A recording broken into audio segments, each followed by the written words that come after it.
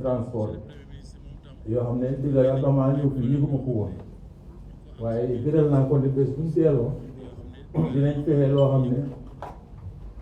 dinañ saafara parce que am na problème si frontière Kër Ayib ak si wàlli Dakar Dem Dikk yooyu àggee nañu ko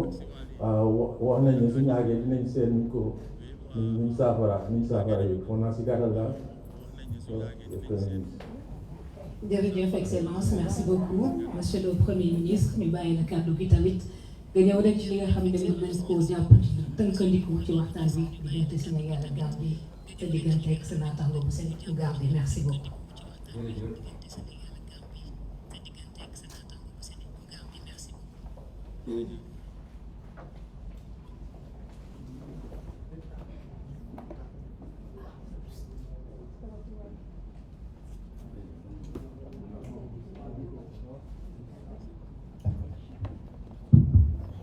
Merci beaucoup.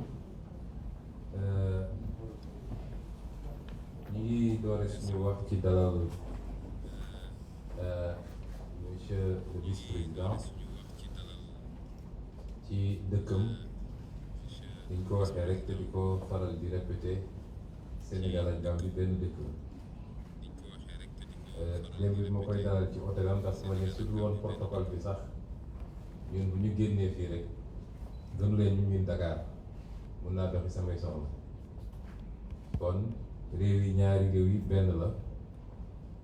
ñoo bokk ndey ñoo bokk bàyyi li fi jaar ba tàqali ko def ko ñaari réew ñu ñëpp xam ko waaye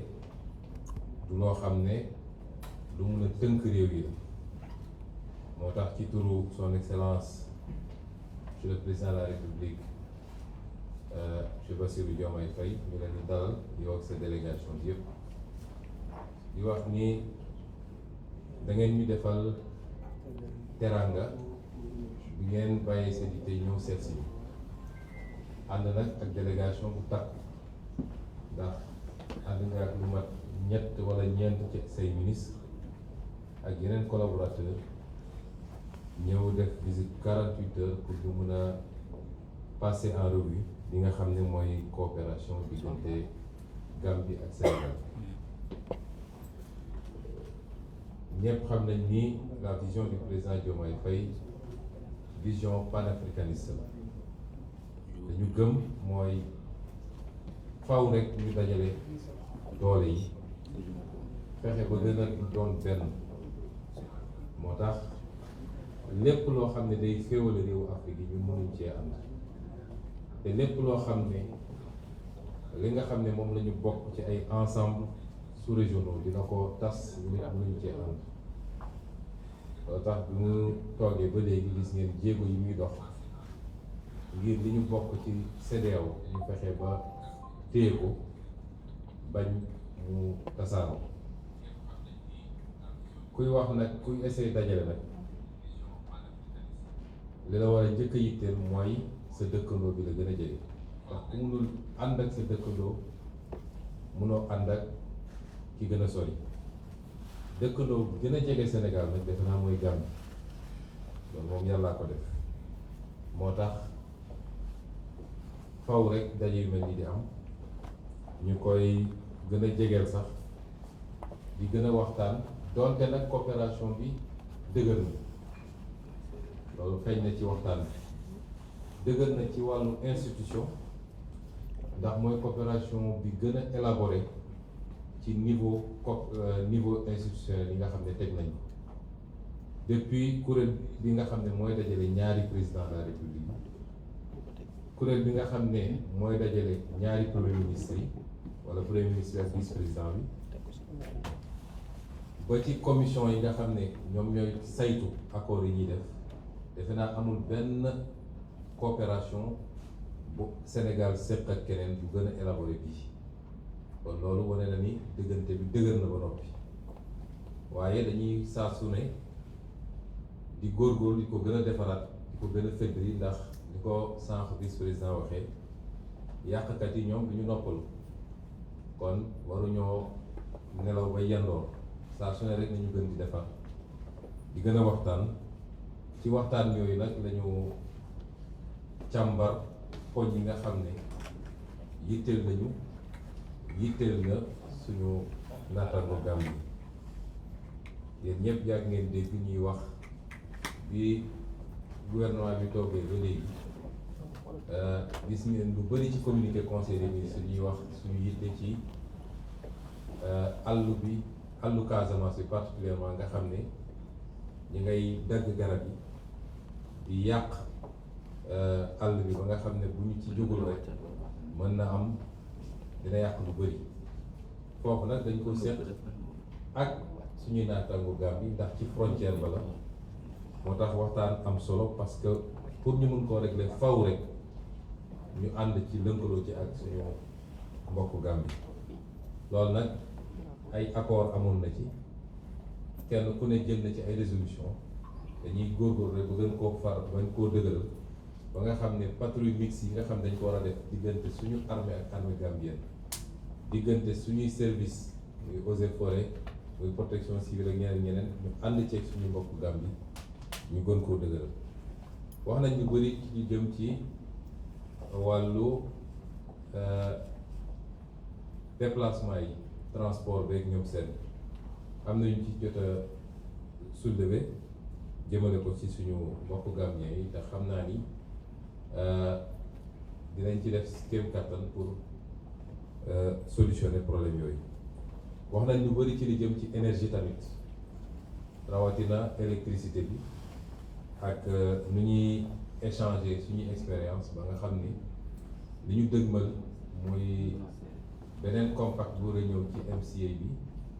ñu war koo dugal cette fois-ci muy compact régional bi ñu fexe ba ànd ceeg suñu mbokku Gambie mu doon loo xam ne luy ëmb lépp la loolu it am nay tegtal yi ñu ci joxe pour ñu liggéey ci wàllu institution yi wax nañ jëm ci secrétariat permanent bi nga xam ne moom mu war a doxal dëgg-dëgg mbir mi te ñu gisoon ni xawoon naa taxaw te li ko waraloon bëri na am na ci ay aspect matériel am na aspect financier am na yeneen aspect waaye gëm naa ni bu ñu jógee ci réunion bi yooyu yëpp soob yàlla dina jeex ba ñu mun koo joxaat gëddëm dooleel ko lañ ci war a def ñun Sénégal bokk na ci ñi ñu war a nommer te nommé wuñ ko woon boobu ba léegi muy ñetti nit soobee yàlla dinañ ci jël matuwaay yëpp ba nommé leen ñu gën a gaawee yi nga xam ne siège bi Sénégal la war a nekk ñu def ci liñ ci war a def suñu wàll wax nañ ci wàllu napp gi muy lu am solo ndax frontière moom yàlla daf ñoo may ñu am ak Gambie frontière terrestre frontière maritime ak frontière aérienne donc wax nañu ci li jëm ci napp gi muy domaine boo xam ne coopération bi dëgër na lool accord yu ñu signé am na te ministre des pêches yi fi nekk wane nañ ni ñu ngi ciy liggéey lu bëri kon loolu it ñu rafetlu ko wax nañ lu bëri nag ci li jëm ci formation ak coopération ndax bëri loo xam ne dañ koy partager ak suñu mbokku Gambie ci wàllu formation moo xam ci wàllu formation militaire wàllu formation ci domaine pêche ak yeneen loolu it jël nañu résolution gën koo yaatal yokk ko bu baax a baax parce que bokk na ci liy gën a dëgëral diggante ñaari réew yi nga xam ne nag dafa jëm ci wàllu kaaraange am na lu ci suñu mbokku Gambie jukki ci li nga xam ne seen yitte la dégg nañ ko te soobee yàlla dinañ ci andi ay solution yoo xam ne dinañ ci teg seen bët ñoom ñu nit am na lu ñu yëkkati te li ci ëpp mu ngi jëm ci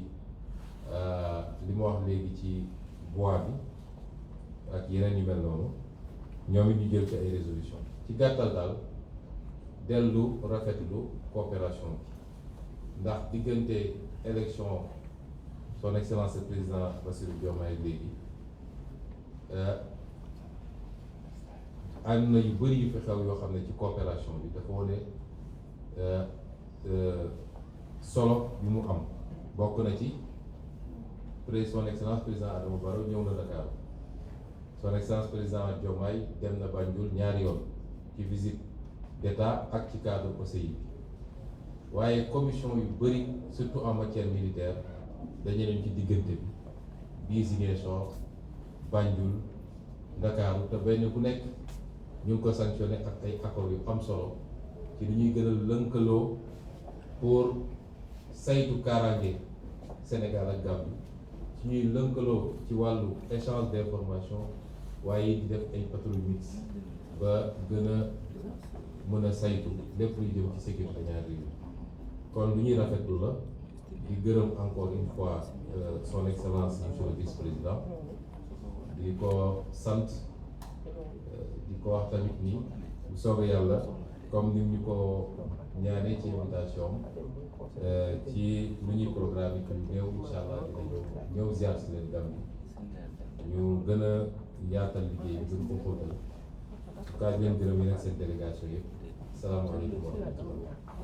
Merci beaucoup, Monsieur le Premier ministre. Peut-être un petit résumé en français sur les conclusions issues de cette séance de travail de ce matin. Merci. Mais il faudrait demander le résumé en anglais d'abord à monsieur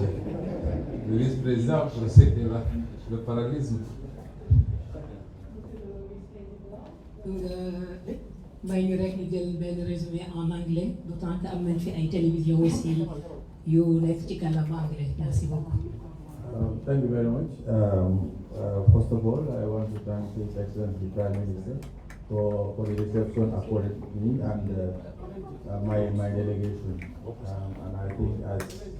as already been said, there are a lot of issues that we have discussed. It borders on various issues. For example, we discussed a lot on the issue of the cooperation in terms of fishing, because we share the same marine resources. And as the Honorable Minister of Fisheries of Senegal says, the fish don't know boundaries, so they cross from one boundary to another. And a lot of agreements have been signed, and some issues have been raised during the meeting, and we have concurred and resolved ourselves to actually make sure that some of those agreements are implemented. There have been discussions on the in defense security, for example. The joint patrol, the Honorable Prime Minister has mentioned some of the challenges that we have, particularly in the southern border,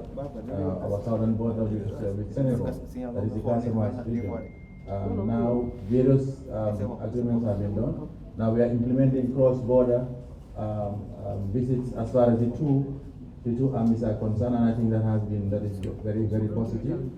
We have raised some issues that the Honorable Prime Minister have noted that I think they will take. They have raised the concern of the deforestation of the forest in Casamance, and we have resolved and convinced them that, particularly His Excellency President Adama Barrow has resolved to make sure that, like they said, if there are no buyers, there will be no sellers. So we are making sure that all the agreements are in place to protect the forest cover of Casamance, because protecting the forest cover of Casamance also protects the environment in the Gambia. There have been discussions also in terms of the Millennium Challenge account. Senegal has actually implemented 2 compacts with the American government. Now they are now going into their 3rd compact, which is the regional compact, that is going to concentrate on the blue economy. We have been advised by the administrators of the Millennium Challenge Corporation to initiate discussion with the Senegalese government, and I think it's one of the things that we have discussed, so that Gambia can be included in that regional compact, and we are very happy with the response that we have got from His Excellency the Prime Minister and his team. I think, in short, there are a lot of other areas that have been discussed. The issue of the Senegal Government Secretariat. This is an institution that was established, the discussion started since 1967, and the institution actually started operation from 1972. But after some time, there were some weaknesses, because that is an institution that is mandated to make follow-ups on top of all of these agreements that we signed between the 2 countries. As His Excellency Prime Minister said, there were some positions that the Senegalese government were supposed to fill and they have not filled, but they have now committed themselves that after this, in a very short time, some of those vacant positions will be filled, and we make sure that we empower the Secretariat to actually follow up on all the agreements, including those that we have done today. So in short, we want to use this opportunity to thank His Excellency Prime Minister and by extension, extend our gratitude to His Excellency President Bassirou Diomaye Faye for the reception and the hospitality that is accorded to me and my delegation. Thank you, His Excellency. Monsieur le Premier ministre, nous vous retournons la parole pour la déclaration finale en français. Merci beaucoup. Merci beaucoup. Je dois commencer par, au nom du président de la République, son Excellence M. Bassirou Diomaye Faye, souhaiter la bienvenue au nom de tout le gouvernement, évidemment, souhaiter la bienvenue à son Excellence M. le Vice-président de la République sœur de Gambie, M. Mohamed Diallo, qui nous a fait l'honneur de conduire une forte délégation composée de plusieurs ministres et de plusieurs chefs d'administration pour une visite de travail, laquelle visite nous a permis de passer en revue des problématiques extrêmement importantes. Ces visites sont importantes pour nous parce que nous nous sommes inscrits dans une ligne très claire et très ferme et une vocation irrévocable qui est une ligne panafricaine. C'est extrêmement important pour nous. Et c'est pourquoi, depuis l'avènement de son Excellence le Président Bassirou Diomaye Faye, son discours et son programme diplomatique a été très clair. Et ça se reflète d'ailleurs par l'appellation du ministère en charge des questions diplomatiques, qui est devenu le ministère de l'intégration africaine d'abord et des affaires étrangères après. Et c'est pourquoi notre logique, c'est de travailler au rapprochement entre tous les peuples africains et particulièrement les peuples voisins, les pays voisins. Et c'est pourquoi le président Bassirou Diomaye Faye, dans son discours et dans les actes qu'il pose, œuvre inlassablement pour que nous puissions maintenir ce cadre que nous avons, qu'est la CEDEAO. Nous ne pouvons pas encourager une énième scission, alors que partout dans le monde, les gens essaient de tout faire pour se renforcer dans des regroupements très forts. Nous devons aujourd'hui dépasser certains clivages où, pour des raisons qui certes peuvent être valables quelquefois, nous nous retrouvons chaque fois à devoir reprendre à zéro, et il est évident que nos nations prises isolément ont très peu de chances de pouvoir réussir le grand bond en avant que les peuples attendent depuis très longtemps. Il nous faut aujourd'hui faire preuve de dépassement, qu'il s'agisse des relations bilatérales entre le Sénégal et la Gambie par exemple, ou des relations multilatérales dans les cadres communautaires. Il nous faut faire preuve de dépassement pour éviter souvent toutes les considérations qui peuvent aboutir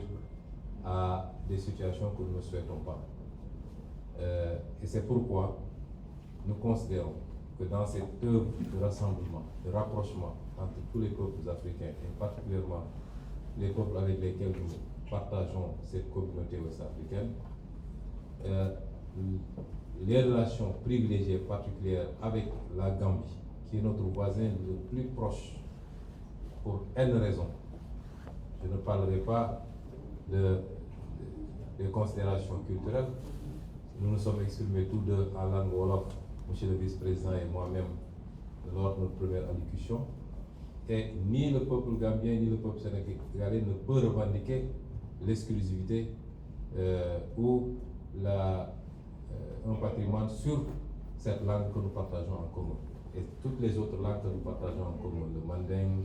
le diola, le pulaar, ainsi de suite. Je ne parlerai même pas de ces considérations. Je passerai les considérations géographiques, mais l'histoire, depuis quasiment l'aube des temps, a fait que nous sommes un et un seul peuple. Deux États certes, mais un et un seul peuple. Et c'est pourquoi aujourd'hui, c'est avec beaucoup de plaisir que nous recevons M. le vice-président. Et au-delà des émotions, que nous avons pu passer en revue avec lui, toutes les prérogatives que nous partageons en commun, qu'il s'agisse de la préservation des forêts, particulièrement les forêts casamançaises, les questions sécuritaires, avec les trafics illicites, tous les trafics illicites qui souvent prospèrent dans les zones frontalières, les questions liées à l'énergie, qui est la matière essentielle pour construire tout développement, la pêche, puisque nous partageons en dehors des frontières terrestres et aériennes, nous partageons également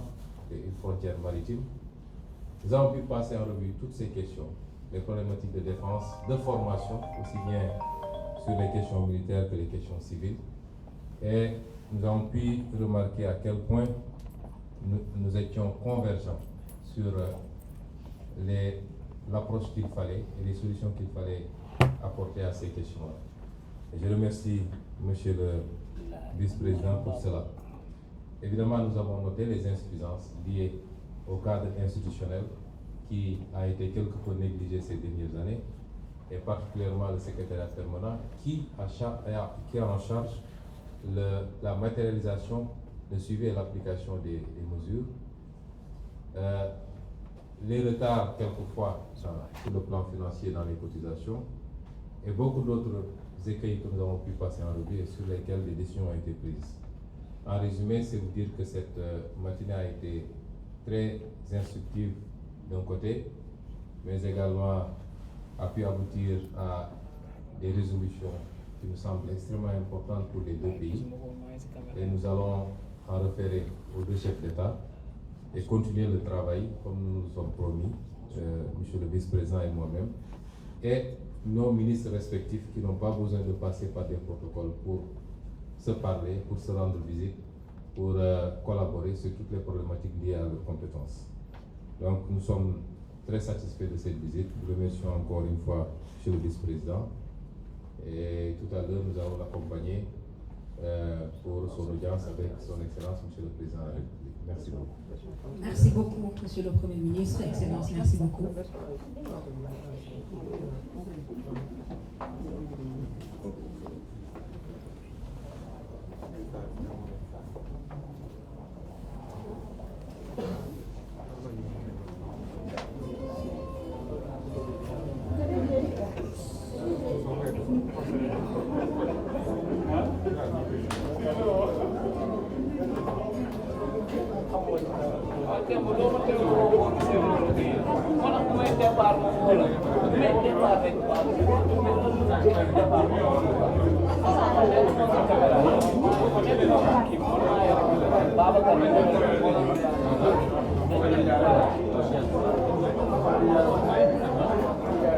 Arrêtez-nous.